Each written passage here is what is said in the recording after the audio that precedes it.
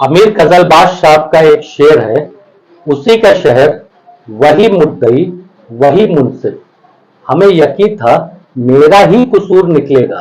आदाब, मैं हूं तारिक आजमी और आप देख रहे हैं पीएनएन 24 न्यूज। खबर वही जो हो सही। दानिश अली, कुंवर दानिश अली सांसद और रमेश बिदूरी प्रकरण में कुछ नया ट्विस्ट आ गया है।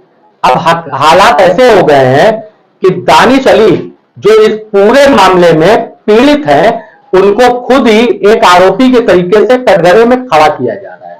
पूरी आईटी सेल, पूरी भाजपा लॉबी और तो और आपका भोपो मीडिया अब इस बात को साबित करने में लग गया है कि दानिश अली लोगों को टीका टिप्पणी करते हैं, जिसके विरोध में रमेश बिदूरी भड़क गए और भड़क करके उन्होंने इस तरीके का बयान दे दिया। इस संबंध में लोकसभा अध्यक्ष को एक नहीं दो सांसद अध्यक्ष को पत्र लिखा है।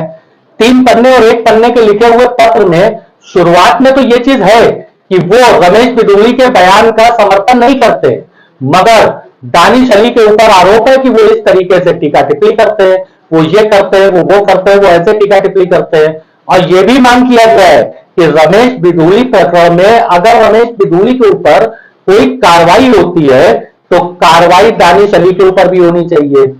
भोपू मीडिया भी इस पे अपना भोपू बजाना चालू कर चुका है, उसने भी अपने मुंह का टेप उतार लिया है। 48 घंटे के बाद ट्विटर पे ट्रेंड भी हो रहा है, रमेश बिदूरी जिंदाबाद। इसी बीच में एक समाचार और है जो शायद भोपू मीडिया ने आपकी नजरों से अलग कर दिया होगा।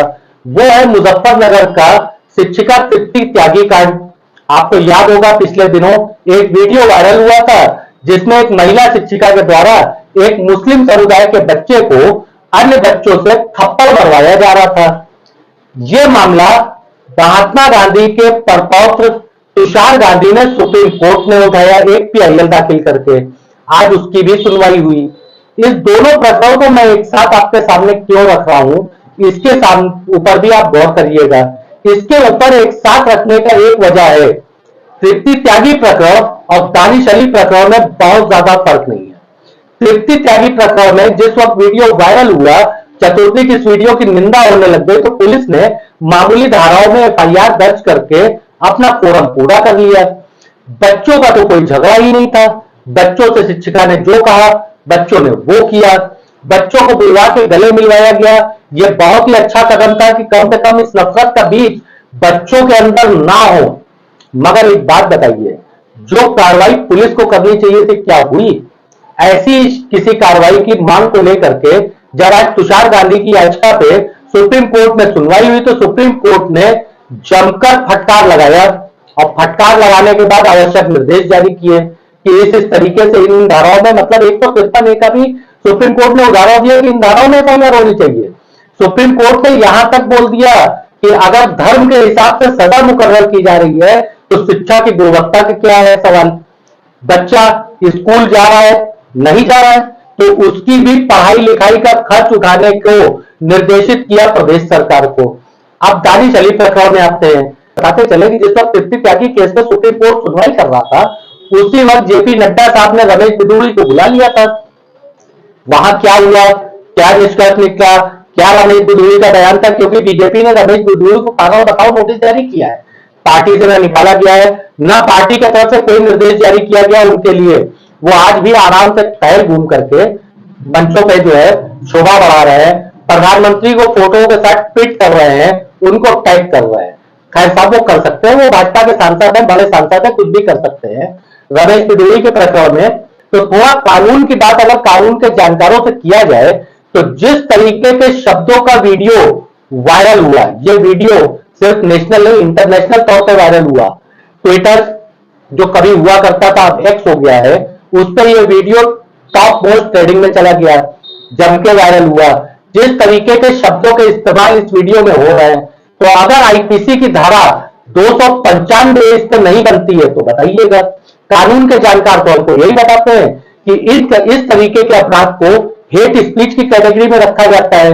पार्लियामेंट के अंदर खड़े होकर हुआ, ये 295 का अपराध है।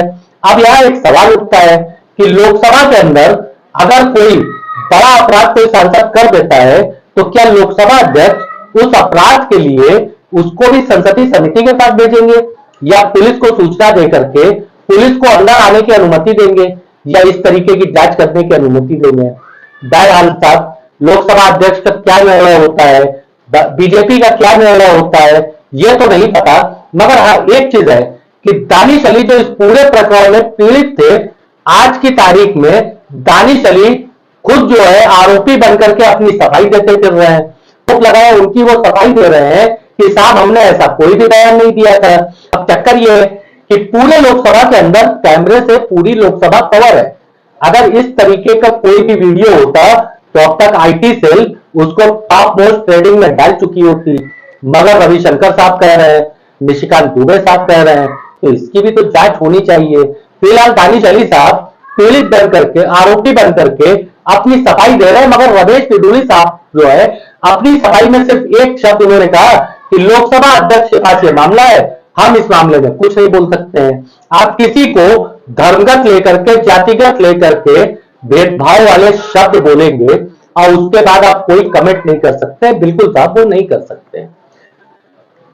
रमेश बिदुड़ी साहब का अगर ट्रैक रिकॉर्ड देखा जाएगा तो ट्रैक रिकॉर्ड हमने कुछ जो है उनका ट्रैक करके रखा। 2015 में रमेश बिदुड़ी को 5 महिला सांसदों ने उनके आचरण की शिकायत किया था। 5 महिला सांसदों ने 2020 में आई है। 2020 में कोरोना के संबंध में रमेश बिदुड़ी ने एक बयान दिया था कि आदाब या अस्सलाम वालेकुम कहने से कोरोना नहीं जाएगा, अस्सलाम वालेकुम कहने से मुंह खुलेगा, उसके अंदर कोरोना घुस जाएगा, नमस्ते कहकर के हम कोरोना को भगा सकते हैं। उसके बाद किसान आंदोलन 2019 में, किसान आंदोलन के लिए रमेश बिदुड़ी ने बयान दिया था ये कनाडा प्रायोजित और टुकड़े टुकड़े गैंग द्वारा प्रायोजित आंदोलन है। विवादित बयान का बहुत पुराना नाता रहा है। पिछले दिनों इन्होंने बयान दिया था और केजरीवाल को पौड़ा दुर्योधन करार दिया था। मथुरा में इन्होंने एक बयान में कहा था कि इटली का संस्कार ऐसा है कि शादी के 5-6 महीने के बाद पोते पोती आ जाते हैं। ये मथुरा का उनका बयान था जो 2017 में इन्होंने दिया था चुनाव के दरमियान।